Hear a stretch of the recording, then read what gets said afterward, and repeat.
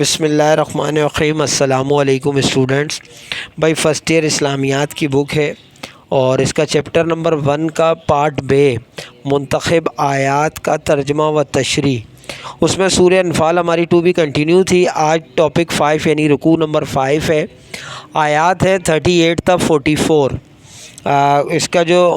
جتنا بھی exercise work ہے اردو اور انگلش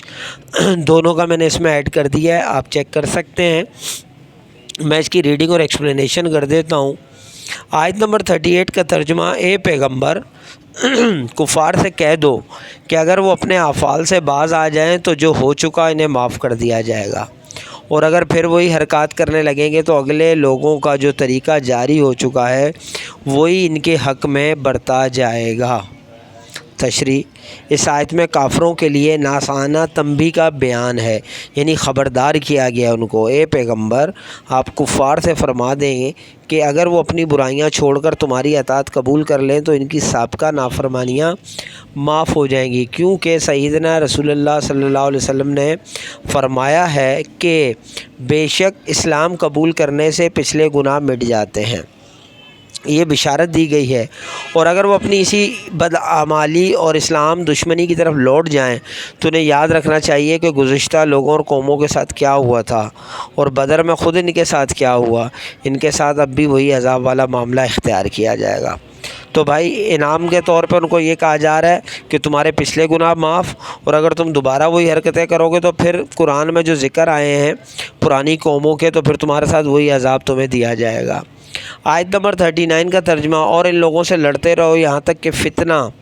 یعنی کفر کا فساد باقی نہ رہے اور دین سب اللہ ہی کا ہو جائے، اور اگر وہ باز آ جائیں تو اللہ ان کے کاموں کو دیکھ رہا ہے۔ تشریح: اس آیت میں جہاد کا مقصد کفر کے فتنے کو ختم کرنا بیان کیا گیا ہے۔ اے مسلمانوں، ان کافروں اور اسلام کے دشمنوں سے اس وقت تک لڑتے رہو جب تک کہ شرک و کفر کی جڑیں نہ اکھڑ جائیں اور دین اسلام ہر طرف سے غالب نہ آ جائے، اللہ تعالیٰ کا حکم نافذ ہو۔ پھر دیکھو کہ اگر وہ اپنی مخالفت سے باز آ جائیں تو بہتر ہے، ورنہ اللہ تعالیٰ ان کے کردار پر نظر رکھے ہوئے ہے۔ آیت نمبر 40 ترجمہ: اور اگر منہ پھیر لیں اور باز نہ آئیں تو جان رکھو کہ اللہ تمہارا حمایتی ہے اور وہ خوب حمایتی اور خوب مددگار ہے۔ تشریح: اس آیت میں اس بات کی وضاحت کی گئی ہے کہ مسلمانوں کو اللہ تعالیٰ پر بھروسہ کر کے جہاد کرنا چاہیے۔ اگر کافر پیٹ پھیر لیں اور نصیحت قبول کرنے کے لیے تیار نہ ہوں تو یقین رکھو کہ تمہارا کچھ نہیں بگاڑ سکیں گے، اللہ تعالیٰ آپ کا محافظ ہے، وہی بہترین سرپرست اور بہترین مددگار ہے۔ آیت نمبر 41 کا ترجمہ: اور جان رکھو کہ جو مال غنیمت تم کفار سے لوٹ لاؤ اس میں 5واں حصہ اللہ کا اور اس کے رسول صلی اللہ علیہ وسلم کا ہے، اور اہل قرابت اور یتیموں کا اور محتاجوں کا اور مسافروں کا ہے۔ اگر تم اللہ پر اور اس نصرت پر ایمان رکھتے ہو جو حق و باطل میں فرق کرنے کے دن یعنی جنگ بدر میں جس دن دونوں لشکروں میں مڈبھیر ہو گئی ہم نے اپنے بندے محمد صلی اللہ علیہ وسلم پر نازل فرمائی، اور اللہ ہر چیز پر قادر ہے۔ تشریح: اس آیت میں مال غنیمت خرچ کرنے کی جگہیں بیان کی گئی ہیں۔ سورہ انفال کے شروع میں غنیمت کے بارے میں سوال کے جواب میں کہا گیا کہ مال غنیمت کا اللہ تعالیٰ اور اس کے رسول کو اختیار حاصل ہے، جیسے چاہیں تقسیم کریں۔ اس کی وضاحت یہاں کی گئی ہے: اے مسلمانوں، جان لو کہ مال غنیمت میں سے جو کچھ ملے گا وہ 5 حصوں میں تقسیم ہوگا، 4 حصے مجاہدین میں تقسیم ہوں گے اور 5واں حصہ اللہ تعالیٰ کے لیے ہے۔ 5ویں حصے کے 5 حصے کیے جائیں گے: پہلا حضور صلی اللہ علیہ وسلم کے لیے، دوسرا ان کے قریبی رشتہ داروں کے لیے، تیسرا ان یتیموں کے لیے جن کے والدین بچپن میں وفات پا گئے، چوتھا ضرورت مندوں کے لیے جو غریب اور نادار ہیں، 5واں مسافروں کے لیے جن کے سفر کے دوران اخراجات ختم ہو گئے ہوں۔ اگر تم لوگ اللہ اور اس کی آیات پر یقین رکھتے ہو تو ان احکامات پر عمل کرو، وہ آیات جو ہم نے اپنے بندے حضرت محمد صلی اللہ علیہ وسلم پر نازل کی دونوں لشکروں کے مقابلے یعنی جنگ بدر والے دن، اور اللہ تعالیٰ ہر چیز پر قادر ہے۔ آیت نمبر 42 کا ترجمہ، جس وقت تم مدینے سے قریب کے ناکے پر تھے اور کافر دور کے ناکے پر، اور قافلہ تم سے نیچے اتر گیا تھا، اور اگر تم جنگ کے لیے آپس میں قرارداد کر لیتے تو وقت معین پر جمع ہونے میں تقدیم و تاخیر ہو جاتی، لیکن اللہ کو منظور تھا کہ جو کام ہو کر رہنے والا تھا اسے کر ہی ڈالے، تاکہ جو میرے بصیرت پر یعنی یقین جان کر میرے اور جو جیتا رہے وہ بھی بصیرت پر یعنی حق پہچان کر جیتا رہے، اور کچھ شک نہیں کہ اللہ سنتا جانتا ہے۔ تو بھائی یہاں پہ اس جنگ کی بات کی جا رہی ہے جو اللہ کروانا چاہ رہے تھے، اور یہاں بتایا جا رہا ہے کہ حالانکہ جنگ کے کوئی امکان نہیں تھے، دونوں لشکر دوسرے کونے پر اپوزٹ کونوں پر موجود تھے، بہت فاصلہ تھا، اور اگر یہ وقت طے کر کے لڑتے یعنی ایک دوسرے کو پیغام دے کر جنگ کا ارادہ کرتے تو پھر تاخیر ہو جاتی، یہ جنگ نہ ہوتی۔ تو اللہ چاہتا تھا کہ جنگ ہو، اور اللہ یہ چاہتا تھا کہ جو مجھ پر یقین رکھتا ہے وہ جان کر زندہ بھی جان کر ہی مرے۔ اس وقت اللہ نے تمہیں خواب میں، آیت نمبر 43،